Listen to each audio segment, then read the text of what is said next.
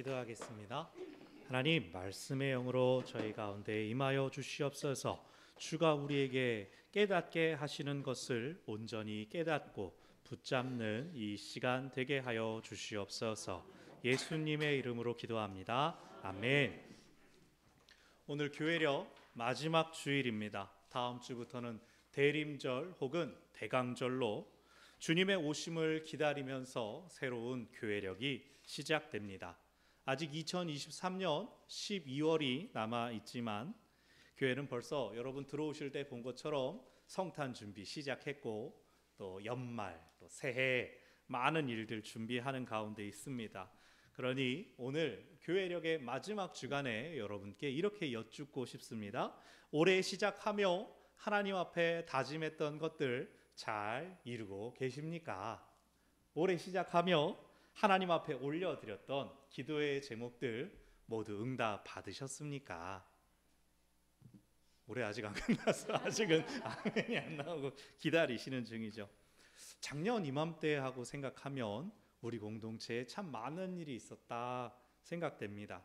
작년 11월 첫 주부터 우리 교회 이제 유튜브 송출이 시작돼서 작년 이맘때 뭐 있었나라고 보면 다른 환경들이나 이런 것들이 많이 보입니다. 여러분도 한번 시간 나시면 보시면 작년에 이랬나 하실 겁니다. 여기 더 밝아지고 더 꾸며지고 또 코로나로 인해서 오래 쉬었던 모임들이 회복되었습니다. 그래서 내적으로 고삐를 다시 매는 채비를 하는 그러한 시간이었다고 생각됩니다. 그리고 기도해 주셨던 것처럼 이제 다다음 주에 우리 귀한 권사님들 세우는 임직식 준비하고 있죠. 참 하나님의 은혜로 한 해를 감사히 잘 보냈습니다. 그런데 또 한편 1년이란 시간 쭉 보내면서 제가 여러분 신방하기도 하고 또 교제하기도 하고 오며 가며 안부를 여쭙고 여러분을 조금 더 알게 되고 나니까 한 해를 마무리하는 이 시점이 그렇게 기쁘고 즐겁지만은 않습니다. 여러분의 가정과 또 일터가 또 우리의 환우들, 건강에 대한 걱정들, 염려들이 더 많이 덜어졌더라면 얼마나 좋았을까요? 저는 교회에서 기도하시는 분들 막 소리 들리면 너무 반갑고 힘이 나고 새벽이고 주일이고 수요일이고 예배 자리에 나오면 너무 즐겁고 얼굴 뵈서 좋고 마냥 기쁘고 즐거운 줄만 알았는데 성도 여러분 한편에 가시지 않는 빛이 들지 않는 그늘이 조금씩 있는 것을 점점 더 알아갑니다. 그것이 올 한 해뿐만이 아니라 더 이전부터 몇 년째 해소되지 않고 끙끙 앓기도 하고 하소연도 하고 기도도 받고 다 그랬는데도 끝나지 않은, 분명히 터널이라고 하는데 그 반대편이 아직 뚫려지지 않은 것 같은 그런 상황에 계신 분들이 참 많았습니다. 그래도 그런 분들 사정들 직접 들려주신 분들 혹은 간접적으로 알려주신 분들, 그것들 속에서도 언제나 서로 얼굴 뵈면 감사하다고 괜찮다고 활짝 웃으시는 그 모습을 또 봅니다. 남들도 다 그렇게 살아요, 그렇게 말씀하시죠. 저는 그러면 밖에 가서 다른 사람들한테도 다 그렇게 말씀하실까? 다 그렇잖아, 괜찮아, 항상 그렇게 말씀하실까? 아니면 교회 오니까 조금 숨통 트여가지고 여기서는 내가 그래도 괜찮다고 할 수 있나? 그러나 걱정 안 끼치려고 속으로 그냥 푹푹 사귀시는 건 아닐까? 여러 가지 생각에 마음이 더 아픕니다. 우리가 지금 계속해서 새벽, 주일, 욥기를 묵상하고 있는데요, 하나님께서 우리 인생에 고난을 주시기도 하지만 욥기에서 그 고난을 극복하고 이겨낸 모습은 나타나지 않습니다. 오히려 위로하겠다고 찾아온 친구들이 욥을 더 정죄하고 더 깊은 절망으로 몰아넣을 뿐입니다. 오늘 19장은 그 친구들에게 항의하는 욥의 발언입니다. 구조는 두 번의 탄식이 나오고 두 번의 탄원이 나옵니다. 탄식과 탄원 차이가 뭘까요? 탄식은 힘들다, 그냥 자기가 내뱉는 겁니다. 힘들어, 괴로워. 탄원은 듣는 이가 있습니다. 나 힘들어요. 도와주세요. 요청하는 겁니다. 그래서 첫 번째 욥의 탄식이 1절부터 12절까지 내용이 고난을 주신 분이 하나님이시다라고 탄식합니다. 친구들은 모두가 욥이 당해 있는 처지와 상황을 보고 그를 비난합니다. 왜냐하면 친구들이 가지고 있는 규범적 지혜, 인과응보의 원리에 의하면 선을 행한 사람이 복을 받고 죄를 지은 사람이 벌을 받는데, 그래서 예전에 욥이 선을 행해서 막 복을 받았다가 지금은 벌 받고 있네? 그러면 저 속으로 지금 죄를 지었다는 거네 라고 결론을 내린 겁니다. 이 논리에 의하면 심하게 벌을 받을수록 죄를 더 많이 지었다는 건데, 욥을 보십시오. 재물이 사라졌습니다. 자녀들을 잃었습니다. 그 몸마저 심한 종기와 질병으로 문드러지고 있는 가운데 있습니다. 인간이 당할 수 있는 모든 슬픔을 한 몸에 받고 있는 그 욥을 보는 친구들이 저 욥이 정말 끔찍한 죄를 지었는가 보다라고 생각한 겁니다. 그런데 정작 그 욥이 나는 죄가 없다, 나는 죄를 짓지 않았다 이렇게 말을 하니 친구들이 욥에게 너 큰일 난다, 너 그러다 더 큰 벌을 받는다, 회개해라 그렇게 말했습니다. 그게 반복되니까 2절에서 욥이 이렇게 말합니다. 너희가 내 마음을 괴롭히며 말로 나를 짓부수기를 어느 때까지 하겠느냐. 친구들이 너희가 나를 위로하겠다고 찾아왔지만, 그리고 너희는 내가 회복되라고 좋은 뜻으로 회개하라고 말하겠지만 너희들의 말 때문에 내가 괴롭다, 내가 짓이겨지는 기분이다 그렇게 말합니다.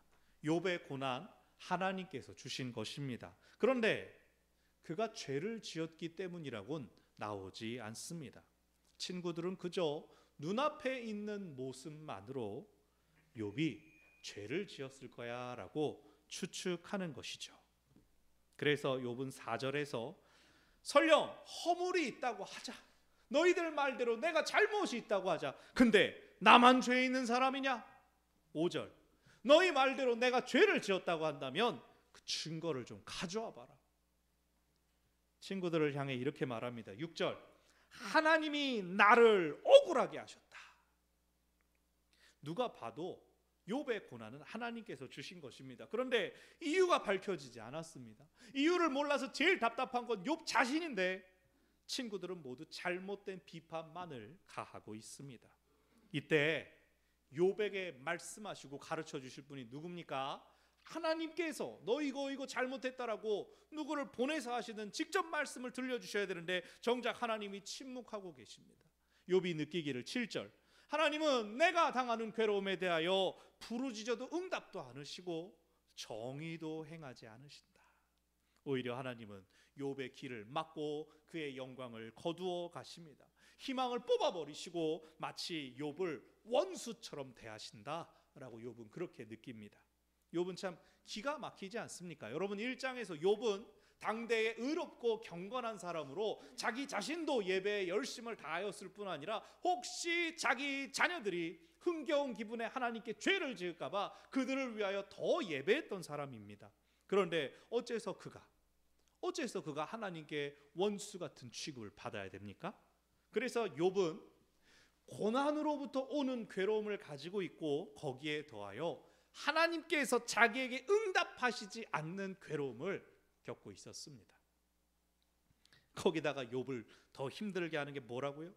친구들의 오해와 정죄입니다. 기가 막힌 건 욥 주변에 있는 게 그 친구들밖에 없다는 겁니다. 다른 사람들은 다 떠나 버렸습니다. 그래서 13절부터 20절까지 나오는 욥의 두 번째 탄식은 내게 아무도 남지 않았다는 것입니다. 하나님께서 욥에게 고난을 주시니까 형제들도 떠났습니다. 친척과 친지들도 떠났습니다. 15절에서 내 집에 머물러 사는 자, 나그네를 의미합니다. 창세기 18장에서 아브라함이 천사들을 환대한 이후로 손님을 대접하는 것은 하나님을 경외하는 사람의 경건한 표지로 여겨졌습니다. 당연히 욥도 손님들 대접하기를 힘썼을 거라고 생각할 수 있습니다. 그런데 욥이 고난을 당하고 그가 가진 것이 모두 없어지자 그가 나그네 앞에서 욥이 나그네가 됐습니다. 타국인이 되고 이방인이 됐습니다. 욥이 도움받아야 되는 손님이 되어버렸습니다. 뿐만 아니라 16절, 종을 불러도 대답하지 않습니다. 주인인 욥이 고난을 당하고 처지가 형편없어지자 종에게도 멸시를 당합니다. 종에게 하소연을 해야 들을까 말까 한 상황. 그의 지위가 문자 그대로 바닥까지 떨어져 버렸습니다. 17절, 가장 가까운 아내가 그의 호흡을 싫어합니다. 18절, 어린 아이들도 욥을 업신여깁니다. 19절, 가까운 친구들은 자신을 미워하고 사랑하는 사람들은 원수가 되었습니다.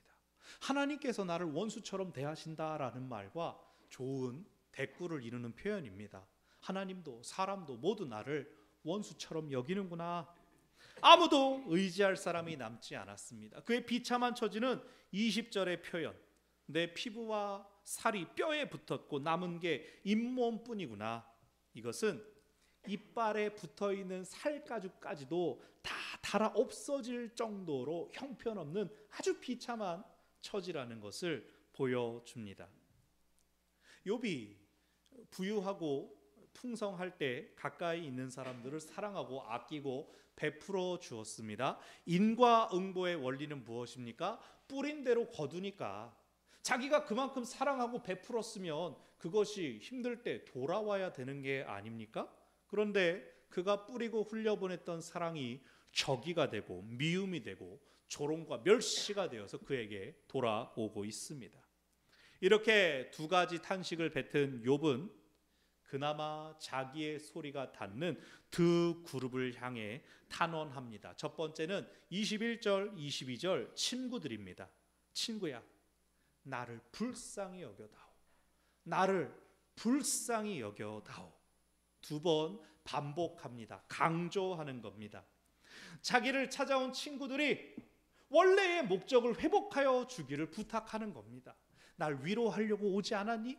그렇다면 나를 불쌍히 여겨다오. 정죄를 그쳐다오. 욥은 하나님이 자신을 치셨다라는 거 너무나 잘 알고 있습니다. 그런 그에게 위로랍시고 조언이랍시고 주는 말들이 그를 더 아프고 힘들게 합니다. 그리고 두 번째로 욥이 누구에게 탄원합니까? 방금 읽은 본문 23절부터 29절은 하나님께 드리는 탄원입니다. 탄원은 내 말을 듣는 이에게 올리는 간청입니다. 욥이 하나님께 고난을 받았습니다. 7절에서 욥이 뭐라고 말합니까? 하나님 나한테 응답하지 않으신다라고 말하지 않았습니까? 그런데 욥은 다시 하나님께 탄원합니다. 이것이 무슨 뜻입니까? 그는 하나님이 나한테 대답은 하지 않으시지만 나를 지켜보고 계신다. 내 기도를 듣고 계신다라고 믿고 있습니다. 그러면서도 혹시 나의 처지가 하나님께 잘 전달되지 않으면 어떡하지? 내가 빨리 생명이 끝나버리면 어떡하지? 하는 걱정에 23절, 24절 내 말이 책에 기록되었으면 좋겠다. 돌에 새겨졌으면 좋겠다. 그러면 나는 이 세상을 떠나도 그 글이 남겠지. 그것이 하나님께 올려지겠지. 자기가 이 땅에서 그냥 사라져버리고 흔적도 남지 않는다면 다 친구들처럼 말할 거 아닙니까? 욥이 그 사람이 경건한 줄 알았더니 얼마나 죄를 많이 짓고 벌 받아가지고 그냥 떠나버렸네. 욥은 그러지 않기를 바라는 겁니다. 그 고난을 주신 하나님께서 나의 목소리를 들어주시고 내게 알려주십시오. 탄원합니다. 그러면서 욥은 분명한 믿음을 가지고 있습니다. 우리 25절 함께 읽겠습니다.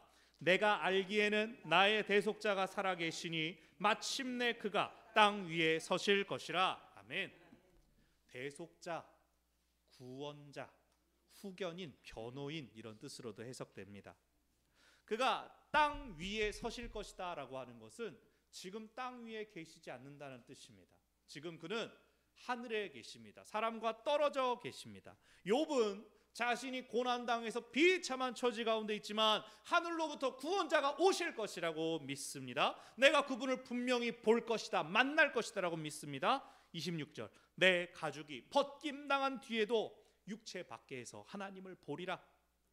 잇몸밖에 남지 않은 비참한 육신이 생을 마감하더라도 나는 분명히 나를 구원하실 하나님을 볼 것이라고 말하고 있습니다.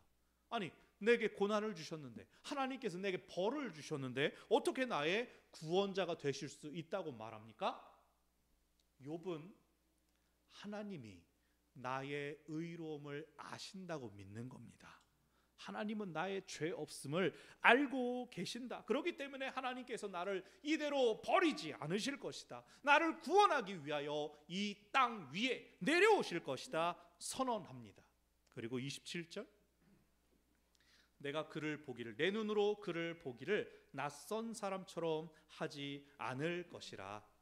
이 말은 두 가지로 해석할 수가 있습니다. 첫 번째는 우리 개역 개정 성경이 번역하고 있는 것처럼 하나님은 나에게 낯선 사람이 아니다. 낯설다는 말이 하나님을, 사람을 수식해서 하나님은 낯선 분이 아니다라고 욥이 고백하는 것으로 해석될 수 있습니다. 또 하나는 나의 익숙한 눈, 내가 아는 방법, 내게 낯설지 않은 관점으로 하나님을 보게 될 것이다 라고도 해석할 수가 있습니다.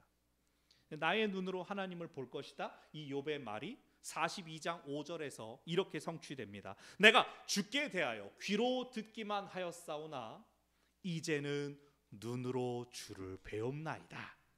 욥은 하나님에 대해 흔들리지 않는 철저한 신뢰를 가지고 있습니다. 그리고 그 믿음이 마침내 응답 받을 것입니다. 질병이나 또 재정적인 어려움을 겪고 있는 성도들에 대해서 소식을 듣고 또 기도하고 자주 이제 안부를 여쭙다 보면은 어느 순간에는 좀 어색해집니다. 뭐 매번 말씀 나눌 때 아우 이번 주에 이런 일이 있었지 뭐예요. 아이고 이번 주는 또 이런 일이 있었습니다. 아유 이제 누군지 다 알아보고 이름 얘기해요. 아유 산책을 막 어디까지 나갔다 들어오셨어요. 아유 다행히 새로운 계약이 뚫려가지고 조금 숨통 트였습니다. 자금줄이 좀 이제 열렸습니다. 뭐 이런 말이라도 한번 오가면 저도 기도 응답 받는구나 할렐루야 아싸 막 이러면서 감사한 걸 이럴 텐데 늘 똑같아요. 참 쉽지 않네요. 나빠지지는 않으면 다행이죠. 이런 말을 들으면 제가 그 속상한 마음을 어떻게 제가 다 헤아릴 수가 있겠습니까? 아무리 성도의 공동체라고 하지만 또 그 아픔을 겪고 계신 분들과 한 집에 계신 분들 그거 어떻게 다 제가 헤아릴 수가 있겠습니까?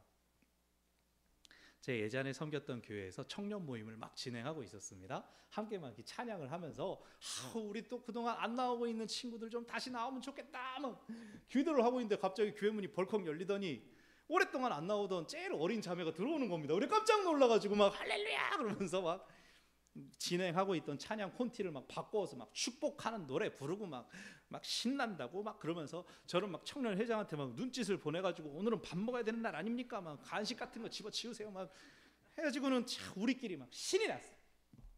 모임을 끝날 때쯤이 됐는데 이 자매가 표정이 계속 서먹서먹하니 뚱하니 앉아있다가 저 약속이 있어서요 그러고 볼락 나가는 겁니다. 그때 느낀 감정 여러분 조금 짐작가시죠? 목회자가 무력감을 느낄 때가 가끔 있습니다. 성도들 안에서 어떤 변화가 일어나지 않는 것 같을 때 그렇습니다. 사람이 변하는 것뿐만 아니라 상황이 달라지지 않을 때 그렇습니다. 막 으쌰으쌰 격려하고 함께 울고 함께 웃으면서 자 가봅시다 힘을 내세요 막 그러는데 이제 주일에만 다 같이 막 사람들 모여 있을 때만 이제 겉으로만 조금 그러고 삶이 여전히 달라지지 않을 때 막 죄송하기도 하고 막 무력감이 느껴집니다. 하물며 그 삶의 문제 안에 직접 계신 여러분은 오죽하겠습니까? 새벽에 기도를 하는데 까닭 없이 이유 없이 자꾸 따끔한 뭐가 나오면 이유를 모르겠습니다. 그래도 다시 힘을 내고 다시 막 스스로를 격려합니다. 그래도 기도해야지. 그래도 하나님 보고 계시니까 하나님 듣고 계시니까 저는 제가 할 수 있는 대로 말씀과 기도의 자리를 지키면서 어떻게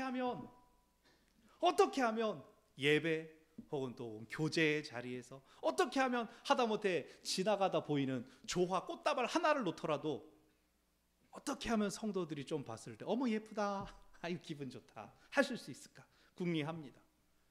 주일에만 괜찮다면, 그래도 남들 볼 때만 괜찮다고 한다면 그래도 일주일 중 하루는 괜찮은 거구나, 교회 오면 괜찮은 거구나, 우리 같이 있으면 괜찮은 거구나, 그렇게 생각하고 배웠을 때 더 반갑게 인사하고 길에서 만나면 손이라도 들고 쫓아라도 가고 한 번 더 타닥타닥 그러려고 합니다. 괜한 말들 한마디씩 더 붙여가지고 아유 뭐 패션 센스가 막 끝내주십니다. 막 저 막 미술 점수 좋지도 않은데 막 옷을 막 맞추셔. 오늘 표정 막 좋으신데 뭐 좋은 일 있으세요? 괜히 막 마스크 쓴 사람한테 표정이 밝은데 오늘 목소리가 좀 좋으신 것 같은데요? 좀 건강이 좀 회복되셨는가요? 그 빈말 한마디가 아닌데 피식 웃는 웃음이라도 꺼낼 수 있다면 그걸 바라고 이제 인사합니다. 뭐 아닌 거 서로 다 알아도 그래도 한번 웃고 한번 피식했다가 또 여러분 일상에서 누구 만났는데 그 사람이 똑같은 소리 하면 어머 우리 목사님도 그 소리 하던데? 라고 하면 그것도 감사한 거 아닙니까? 놀라운 일 아닙니까? 나 진짜 뭐 좋은가? 하지 않습니까? 오늘 말씀 25절에 욥의 선포가 우리의 것이 되기를 바랍니다. 나의 대속자가 살아계시니 마침내 그가 땅 위에 서실 것이라. 아멘. 우리의 구원자이신 하나님께서 우리 형편과 처지와 상황을 가장 잘 아십니다. 하나님의 때에 하나님의 방법으로 우리를 구원하시고 우리를 회복시켜 주실 것을 믿습니다. 여러분 이 말씀은 사실 우리 가운데 성취되었습니다. 이미 2000년 됐습니다. 예수님께서 이 땅에 오신 성육신은 하나님이 우리가 사는 이 땅 위에 서신 사건이었습니다.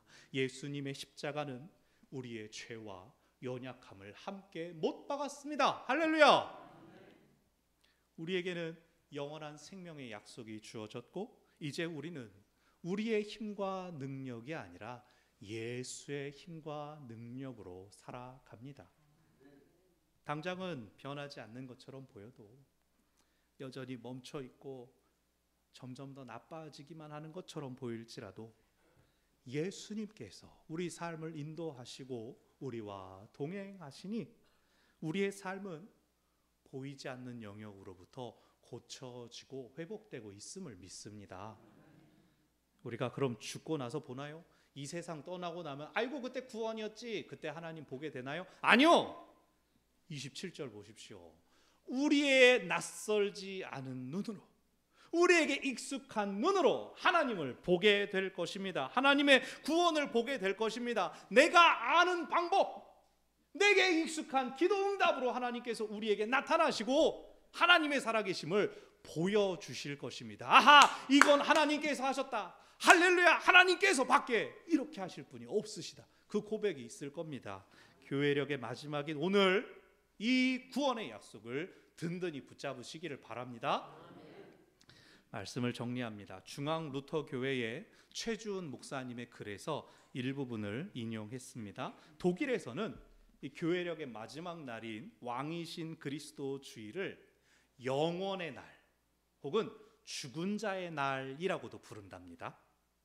이 날에는 교회 공동체 안에서 소천하신 분들의 이름을 부르며 신앙의 유산을 기리는 순서를 가진다고 합니다. 루터교에서.